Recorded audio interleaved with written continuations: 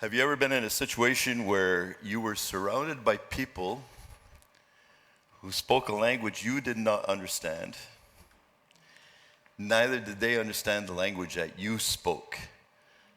Maybe it's been in your travels and you've been someplace where they neither spoke English, which seems to be one of the common languages around the world, nor the language which is your native tongue or the one that you're most used to. I've been fortunate enough to, I suppose maybe you'd say you've been deprived of adventures. My travel adventures have taken place through mainly Latin America, and even in my trip into Brazil, where they speak Portuguese and not Spanish, I was actually able to get around quite well, thank you very much.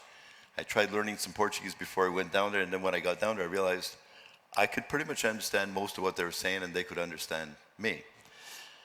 Ironically, probably the only place I've been where I found myself where I thought, whoa, I don't know how to understand what's going on around, was actually in Canada. It was in the province of Quebec. I was in Ottawa for a conference, and my son was actually at an institution that was just outside of Montreal, a corrections institution. And I thought, I have some time, I'm gonna rent a car, I'm gonna drive across. And as I crossed over to the Quebec, all of a sudden the highway signs changed, and you know how they have those digital signs that read out, and you're thinking, I think there's something ahead that I should know about, but I don't have the foggiest of what they're trying to tell me. I tried to pull off at some place and try to find lunch and realized I can't even make myself understood, in terms of ordering food. Now, the other irony is that, I've been in this church now close to 2.5 years.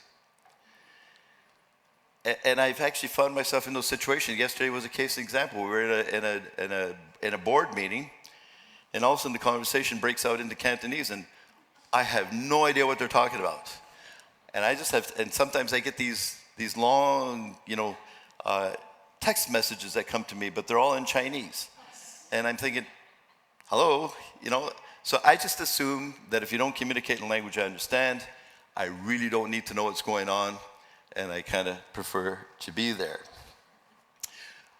But the thing is, sometimes we can speak the same language and use words differently and not understand each other at the same time. I need to pick on somebody here of a younger generation.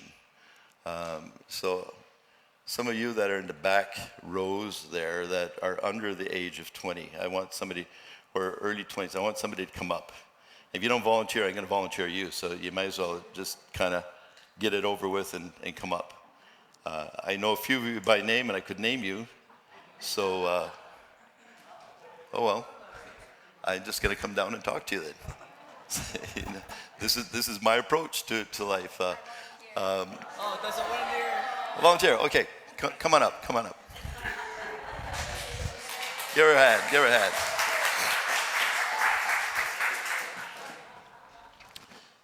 I'll let you have this mic. Okay. Now, I'm aware that there's some terms that are common to your generation that we, at my generation, have no idea what you're talking about. Name some of them. Just say a few of those words. I feel like that's kind of, okay. I think there's riz. Slang terms. Yeah, okay. Or Now, if you hear riz, what do you think of? Come on, you're shout somebody. Somebody say shout. What does riz mean to you? What does riz mean? It's short for charisma. Charisma? Yes. Well, there you go. Somebody here got a lot of riz? Give us another one. Okay, sigma. Sigma. Although that one I don't actually know. Sounds like a fraternity out at UBC to me. What does sigma mean? No clue. No. I think it's a lot of just brain rot. This generation has a lot of brain rot. Not in your language. No, I'm too old for that. So I heard one called, that really sounded odd to me, skibbity toilet. Do you know what a skibbity toilet is? It's like a YouTube thing. I don't know, I'm not Gen Alpha. You'll have to find someone younger. Okay, thanks. No problem. So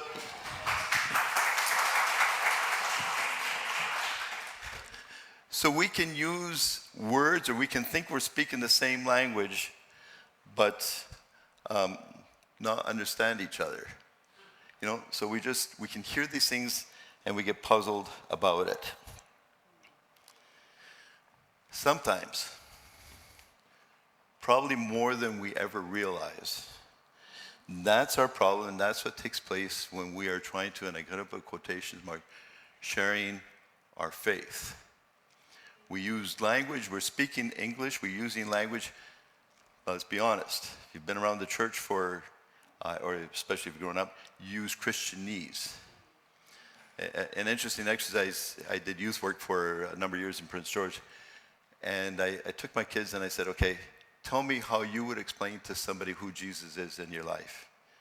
And every time they brought up a term that I thought, that's not a common term, I stopped and said, so what does that mean? And within about 5 minutes, they were extremely frustrated with me. But we need to enter into the experience of those who are listening to us and realize that they don't have a foggiest clue of what we're trying to say to them. We have the best of intentions, we're trying to get something across to them, but they kind of feel like this: help, we don't speak the same language. What are you saying? Well, today I want to suggest to you that there's another way of sharing our faith. And I'm going to call it speaking Jesus. But I want to give you some context to how I've come across, or I've come to think this way. And so you need to go to the Gospel of John and how he opens his Gospel. He says, in the beginning was the Word, and we understand the Word by that, he means Jesus. And the Word was with God, and the Word was God. And then he goes on by verse 14 to say, and the Word became flesh and made his dwelling among us. Literally, he says he moved into the neighborhood. He pitched his tent right beside us. In other words, he became part of our community. Do you hear what John is saying here? We can spend a lot of time unpacking this, and I'm not going to do that because I want to get to something else here. John, at the very beginning of his gospel, lays the groundwork from which he wants to give us the perspective from which we are to read everything else that he has to write about in that gospel. He wants us to understand this. He wants to understand us that he's saying that God has communicated to us in a universal language that we all can understand. It's a non-verbal language because he's communicated in form of a human being. He's taken on human flesh. He's come to live among us. In other words, he's saying, in Jesus, we can understand and we can grasp everything we need to know about who God is and what he is like. We can also begin to understand and grasp everything we need to know what it means to be truly human. We may not realize it, but even in terms of our goodness at times, we have lost our humanity. We've lost a sense of what it means to be human. And for those who are really on the extreme, we even have a term for it. We call them inhumane. We call that treatment inhumane. Well, in Jesus, God has come to reveal to us what it means to be truly human. In the last number of years, I'm going to confess, there's large chunks of scripture sometimes I have no idea what to do with. I've heard all the rationalizations about all these things, large chunks of the Old Testament. I've chosen Jesus as my default position. If I don't see it in Jesus, then I set it aside. Jesus tells me everything I need to know about who God is and what he is like. It also tells me something else. It tells me that God is far more interested in us experiencing him than explaining him. He didn't give us a theology text. He didn't give us a whole series of doctrinal statements. He gave us his person. He came in person too, that we could experience him. We don't seem to get that at times, do we? And we spend an inordinate amount of time and words and energy trying to explain God to others, rather than inviting them into this personal experience of him through Jesus. We have our neatly laid out theologies, our doctrinal statements, which ironically we call statements of faith. Faith was never meant to be a passive statement. In fact, the greatest statement of faith that you can ever give to anybody is your very life and how you live. That's the true statement of faith, of what you believe and who you believe God to be like, and what part he plays in your life. It is not contained in a statement of faith where you can check off a number of answers, you can pass accreditation, you become ordained minister, you can do all those things, but never have experienced God in your life. We go to share our faith and we have our 4 spiritual laws, our navigator's bridge, our diagnostic questions, and the list of methods of evangelism goes on and on. And it's all intended for us to kind of lead a person up to this moment where they pray the prayer, and then we can determine that they're now on the inside instead of being on the outside. Now, before you get upset and begin to complain to the board of deacons here about your pastor seems to have gone a little bit heretical on us, I want you to invite to consider something, the way Jesus communicated what he was all about and how he intended us to do the same thing in the likewise way. How he communicated what we refer to as the gospel, which really quite literally means good news. Now, again, let's be honest. Sometimes the way we communicate, quote, the gospel, it doesn't sound a lot like good news. I've been on the other side and heard it because I spent my years wandering far from God and heard these things. In John 3:16, the way it was sounded to me like this quote is more like God is really angry. So God was so angry with the world that he decided to send his son to be killed for you. That does not sound like love, and it doesn't sound like good news to me. And to most people where we share what we call the gospel, it often does not sound as good news. It sounds more like God is really ticked off at you. And you better smarten up, you better repent, and you better turn from this. Or there's going to be some dire consequences here. So, what is the gospel? What is the good news then? What do you understand by that? Well, Jesus defined it quite literally in the text that was read for us earlier. He said, the Spirit of the Lord is on me because he has anointed me to proclaim good news. The word there is evangel or gospel. The word we translate as gospel or good news. So what is the good news? Well, read on.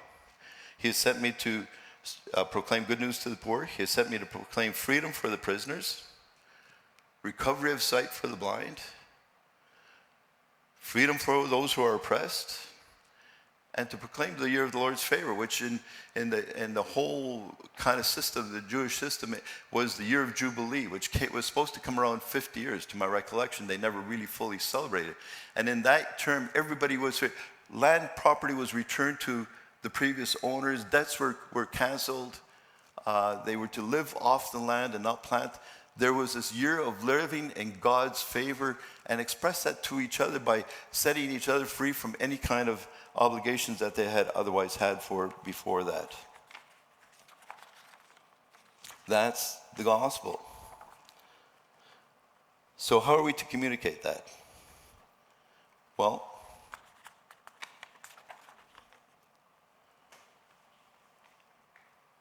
I'm going to leave you to decide how that Jesus' definition of good news lines up with anything that you might think is the gospel.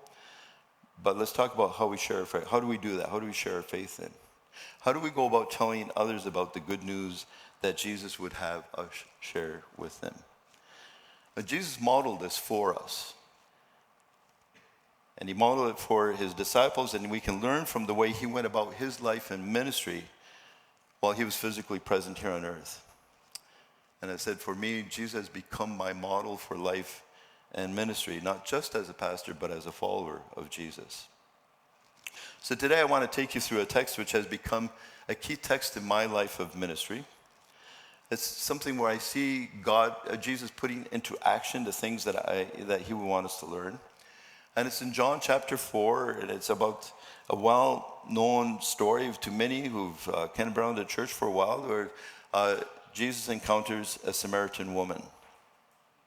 And from his interaction with this woman, there are some basic principles that we can learn to develop in our own lives and apply on a daily basis as well. Again, there is a lot that is contained in the story. My intention isn't to go back through the whole story and kind of bring everything out that it wants to teach us, but I want to zero in on some things, the way Jesus interacted with this Samaritan woman, and pull up what are things that we can learn from that. Because what I want to say is there's a way of sharing your faith that I refer to as speaking Jesus, to speak Jesus into people's lives. So let's set the context. Jesus is on his way to Galilee, from Judea to Galilee. And for reasons that John implies at the beginning of the chapter, but we're not going to go into right now, it says he had to go, there was a necessity for him to go through Samaria to get there. Which is true in one sense, but not in another. Because there were two ways for him to get from Judea to Galilee. One was to go right through Samaria, which was the shortest route. But most Jews would prefer to skirt Samaria because of the animosity that exists between the Jews and the Samaritans. And they would not find themselves walking through or traveling through Samaria. They would prefer to add time and days onto the travel to go around. Now I know someone they come across this where it says he had to go through Samaria. They read into it that he had to go through Samaria because he knew that this encounter was awaiting for him. Understand, if we buy into the absolute humanity of Jesus, and I do, then for Jesus to become a model of what it is for me to live life as a follower of Jesus, I need to also understand that he doesn't know everything right off the bat, right away. I think rather he was compelled by the Spirit, prompted by the Holy Spirit, take this route. Have you not been that way, had that? You're going someplace, and also you get prompted to go a little different way, or you get prompted to talk to somebody or to call somebody. So Jesus is compelled to go through Samaria. So he's on his way. It's noon, it's the heat of the day. Again, I don't think he stays behind at the well, which is what John says he does, because he knows this woman's coming out there. I think he stays at the well because he's simply burnt out from seeing so many people. If you've been in ministry or you've had any kind of job where you deal with the public all the time, you get those times where you're just burnt out, where you just want to isolate yourself. Noon is not the time of day anybody went to draw water. He's not expecting somebody to come up and draw water, so he sends his disciples into town to get lunch and to bring it back out, and their intention is to keep on their journey. John makes that really clear. But while he's waiting there, in any case, he sends the disciples on, and while he's waiting there, this woman comes out on her own, alone, which was itself, even apart from that, around that time, unusual to draw water. And so here's where I want to draw the first principle that I think we can learn from Jesus. And that is this: be open. Be open for those unplanned, unscheduled, and untimely opportunities that present themselves to you in a moment of time. They come at opportune moments when we often feel it's most inconvenient, and we simply don't want to interact with people. It's the last thing we want to do. They don't come up as part of something we've scheduled, an evangelism event that we have done. I had to learn that the hard way, by the way. And I want to share this experience because for me, it was a very painful experience, but it sticks with me to this day. My last summer before my last year of seminary, we were required to do an internship, and I did a 3-month internship in Saskatoon at an Alliance church there. They connected me up with the youth pastor who was a YWAM crazy kind of guy. Loved him. And he had this bright idea. I signed up for the internship on the whole area of evangelism discipleship because I felt that was an area where I needed some help. I realized very soon, but within the first week of being at the church, that they had no intention of teaching me anything, but I was just cheap labor for them. Churches often bring in interns not because they're going to try to teach you something. Internship, by the way, means that you're there to learn something from people. Churches hire interns because it's cheap labor. Let's just be honest about it. And so they had this bright idea. This is with this youth pastor, YWAM youth pastor. He says, we're going to take the kids down to along the park along the Saskatchewan River there, and we're going to share the gospel. Cold turkey calling. Ever done a cold turkey calling? Just walking up to people and talking to them? And I'm thinking, crap, I'm supposed to learn this stuff, and I'm now, they're looking to me as the expert. So we did that all summer. Every Wednesday night, we would meet at 7 o'clock at around 6:30, 7 o'clock at the church, spend a little bit of time praying, then we pile into our cars, drive down, and we just simply walk up to people and start conversation with them, and then try to lead the conversation in talking about Jesus. The ultimate goal was we were showing the Jesus video film in the church at the end of the summer. We wanted to invite people back to that. Kind of went okay most of the summer till we got to the last night. And last night I felt a little bit like Peter when Jesus said, "Can I go out fishing?" And he says, "I've been fishing all night. I've been trying to catch all night. I haven't done anything." Everything about that night went bad.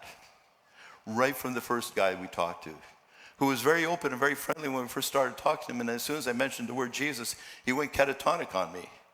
And I could do this in front of his face, and he didn't even blink. And so at that point, I kind of lamely said, "I guess you don't want to talk to us anymore," which is kind of the obvious truth. And we moved on. I couldn't wait for the end of the night to come where we would gather around and share in our victories, which I had none to share, pray together, sing together, and go on our way. I was walking back to my car with another of the young adults who was helping out. As we're walking towards my car, from about a half a block away, I could see this lady, to put it politely, a lady of the evening, standing outside this apartment building. And I felt the Spirit saying, "Talk to her, Don." And I began to engage in this conversation with God as I walked along. Like, I don't think so. I've spent the whole night trying to talk to people and nothing. I'm done. I just want to get home. I don't think so. And this is a conversation I had with God all the way through, and I walked right by her. Got into my car. And it was like God spoke to me. He says, "Don, you think evangelism is what happens between 7 and 9 on a Wednesday evening. Evangelism is what you do with your whole life. Whenever the opportunity presents itself." I wept bitter tears. Drove around the block to see if I could find her, but she wasn't there anymore. That has stuck with me. I'd like to say I've never missed an opportunity since, but that wouldn't be true. I'm an introvert. I don't like talking to people. This is a struggle, a stressful time for me just to stand in front of you and talk to you from here. But God empowers you to do what he calls you to do. So I've learned to try not to waste those opportunities when I sense God speaking. If I happen to be standing in the lineup, I've learned from my wife, who talks to anybody and everything, sometimes to say, "I just want to get out of here." But I learned to do that. I want to share another experience where it turned out a little bit more positive than that, because I want to share something positive as well. We made regular trips about 10 years in a row, 10, 11 years in a row into Cuba, where we conducted pastoral retreats leadership retreats for church planting pastors. This is one year we had 9 people on our team. Count them, 9. Included 2 couples. We booked our Canada vacation packages because that was the most convenient way to get there and back. We never stayed more than one night at the all-inclusive, but it gave us a place to land. Well, Air Canada, in their infinite wisdom, booked us in 9 middle seats. So even the couples were split up. And we booked as a package deal, but I have no idea why they split us all up. So my approach was to say, "Hey guys, that means we have 18 people to talk to." And so sure enough, I got into my middle seat. I hate middle seats. And had someone on my side. Did what I normally do on those flights. We're flying from Vancouver to Toronto, and it's about a 5-hour flight. I'm usually not totally well prepared yet for what waits me. So I pulled out my file and started leafing through my notes and started kind of working through. And the girl on the left, on this side of me by the aisles, turns to me and says, "Are you a professor?" Now, I got to confess, my inclination was to say no and just leave it at that. I rarely identify myself in those settings as a pastor not because I'm embarrassed to do it, because people tend to put you in little boxes and little compartments and decide who you are and what you're like already. But I was prompted to say, no, I'm actually a pastor. To which she closed her book up and said, "We're going to have a very interesting conversation." And for the next number of hours, we talked. And she had grown up going to Sunday school, but had walked away from all of that, just had given up on it.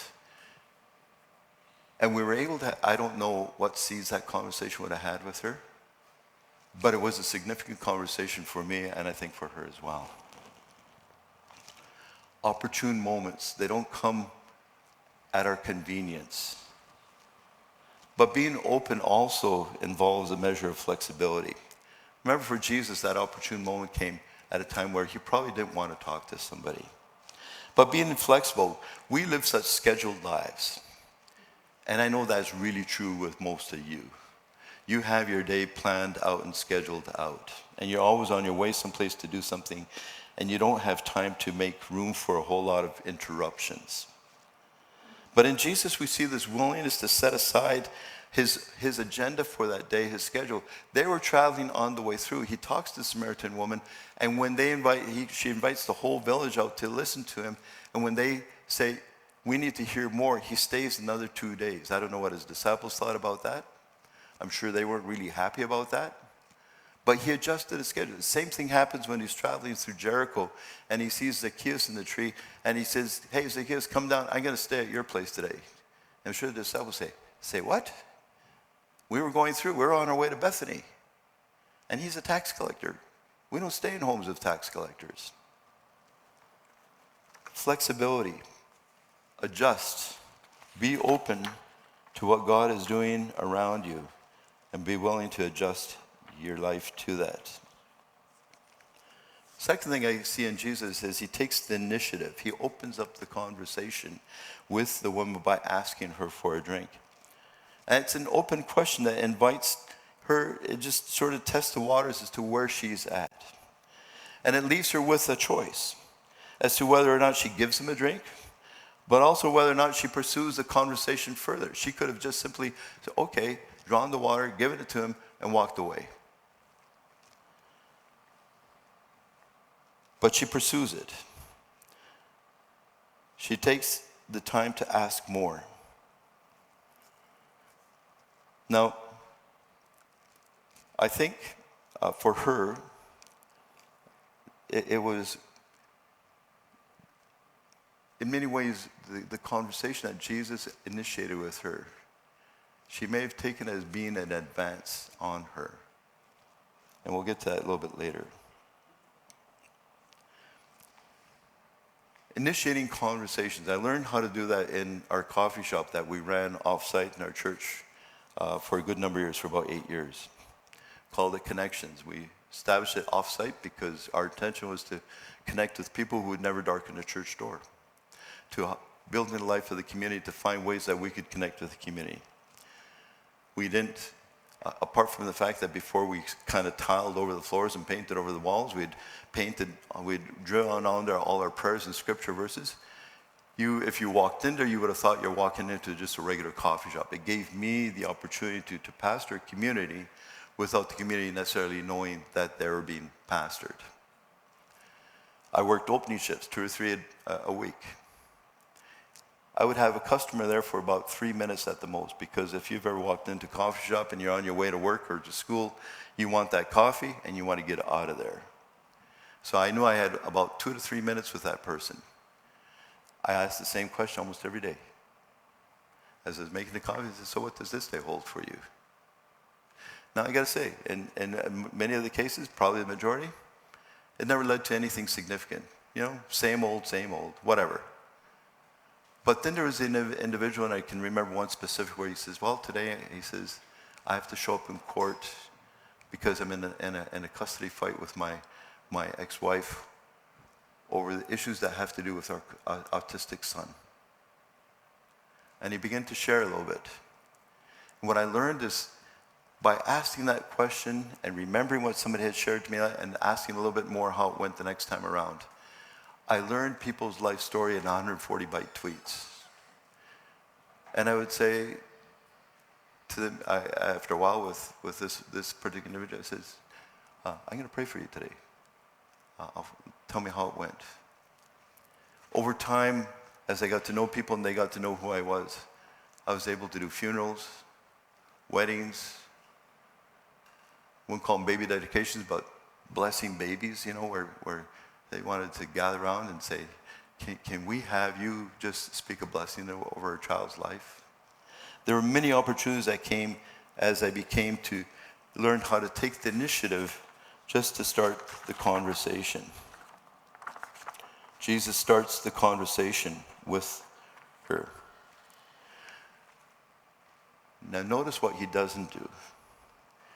He knows a lot about her. He doesn't call her down on anything. He doesn't begin to explain a whole lot of theological doctrinal issues that separate that out. He does talk about the differences in worship between them. But he just begins to talk with her. And what I see in there is this third thing I would say is that treat people with dignity and respect. And do so regardless of who they are or even how they treat you or respond to you. Some of the most embarrassing moments in my life that I've had as a Christian have been when I've been out for lunch or dinner with other Christians. And it's the treatment that I see in some of the person who's waiting on their table, as though that person is subservient, is lower than them, and is downright rude and obnoxious. In fact, the worst situation that I saw with that was with another pastor. And we were actually exploring working together, his church and my church. And I remember thinking at that point, I will never partner with you if that's the way you treat people. Are you going out for lunch today? How do you treat the person who waits on your table? Do you treat them with respect and dignity? Jesus treats this lady with tremendous respect and dignity. Eventually it comes out in John's telling of the story that she's a woman that probably is of questionable character. She has had 5 husbands, and the man she's living with, she's not married to. She's quite likely ostracized by her own community, and especially by other women in town, and that is probably why she comes out at the middle of the day to draw water. Something that they would usually do together in the cool of the evening or the morning. Now, just like for Jesus, that was her. She had her own personal reasons for being there and trying to avoid people. But when the stranger asked her for a drink, it's quite likely, again, like I started to say before, that she was expecting him to proposition her, which may have been the same way that she had been treated in the past by many other men in her life. And so she confronts him. Why do you, a Jewish man, talk to me, a Samaritan woman? She's bristles at this. She's conflict-oriented. She realizes that in Jesus' world, in the Jewish world that Jesus lived in, she was pretty much the bottom rung in the last social ladder. She fully realized this. But contrary to her expectations and possibly she's been treated in the past, Jesus treats her with dignity and respect and invests in her life. And one way we do that with other people is that we show genuine interest in who they are. What is their story? I'm fascinated when I begin to connect with people that behind every face, including yours, behind every behavior is a story.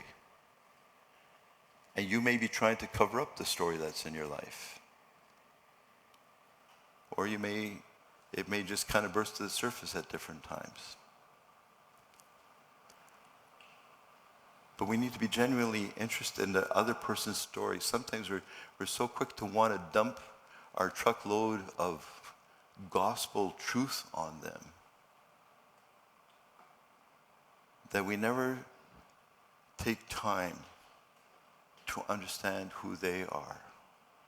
Where does the story of Jesus actually connect with their lives? When we were away in Costa Luz, we shared in our stories around the fireside in the evening. And one of the things that came across to me as we asked different people to share how they had come into to know Jesus, where they were in their spiritual journey, how different everybody was and where Jesus had met somebody in a different way. And then we try to standardize it. But we need to take time to hear people's story to find out where Jesus can connect with them in their lives. But we need to have genuine interest in them. What motivates us to do that? Because otherwise we simply listen with our heads, trying to figure out where we're going to jump in with something that we want to say.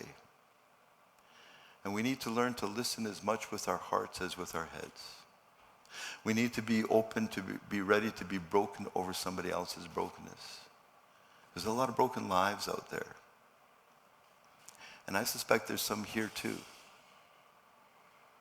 And often we just cover them up. And it's not until we open our lives up that we begin to experience the healing that Jesus wants to bring into our lives. And it's only as people have encountered that healing in our own personal lives can we also become agents of grace and mercy and healing in the lives of others. Paul wrote to the Corinthians in 2 Corinthians as he talks about his calling to share the gospel. He says, for Christ's love compels us. And there's two ways of looking at it. I think he means both ways. He's compelled by his own experience of the love of Jesus. And he's also compelled by his love for Christ and what he is and what he's doing in the world around him. Then in his first letter to Thessalonians, and I put this one up here, he tells them, we loved you so much that we were delighted to share with you not only the gospel of God, the good news of God, if you like, but our lives as well, because you had become so dear to us. We hear people's stories, but we need to be willing to share in our story. It takes a measure of vulnerability. And we try to model that ourselves and talk to you about different things that have taken place in our lives.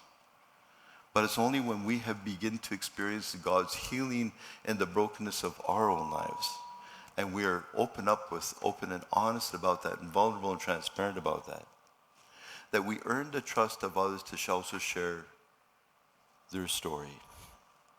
We can only give away what we have fully experienced.